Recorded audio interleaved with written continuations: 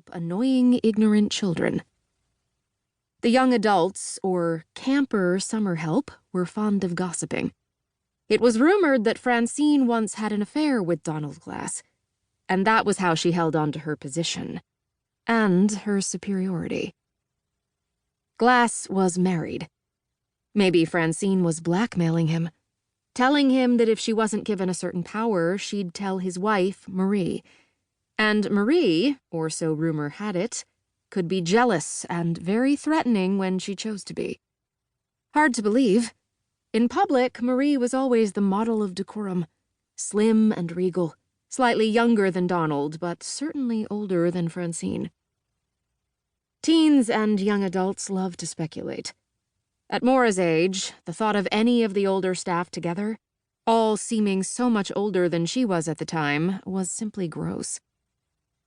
Tonight, by not being there, Francine had put herself in a bad position. She hadn't shown up for work. A no-show without a call was grounds for dismissal, though Maura seriously doubted that Francine would be fired. Maura looked around, gravely and silently surveying her group before beginning again. She didn't get a chance. Someone spoke up. A young teenager.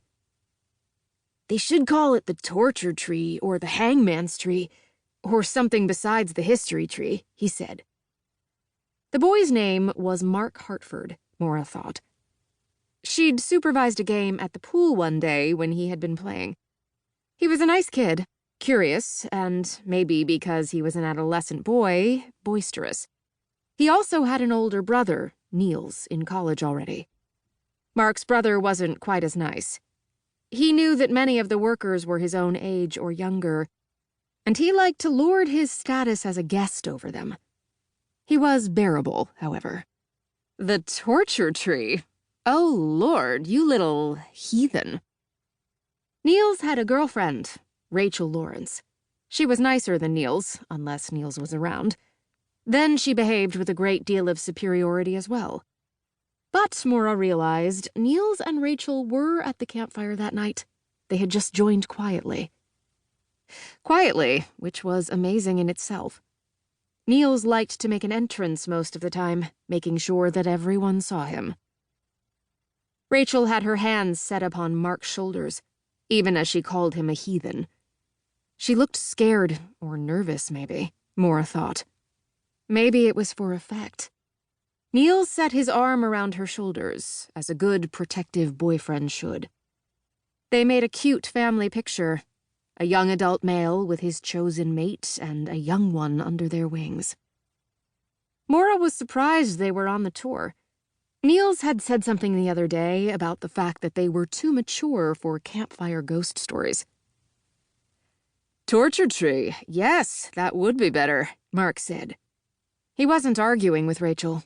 He was determined that he was right. "Poor Giselle. She was really tortured there, right?"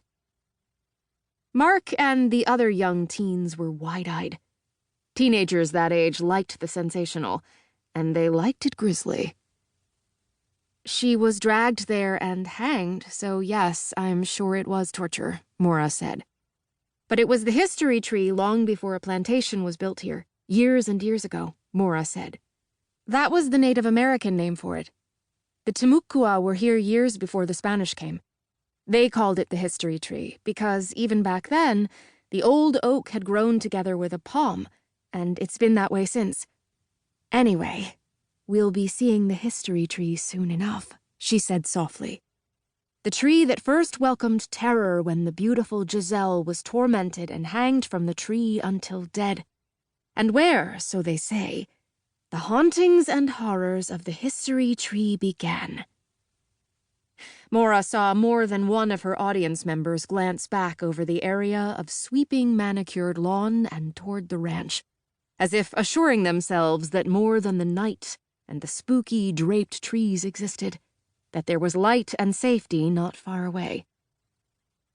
The new buildings Donald Glass had erected were elegant and beautiful. With St. Augustine just an hour and a half in one direction, and Disney and Universal and other theme parks just an hour and a half to the south, not to mention a nice proximity to the beaches and racetrack at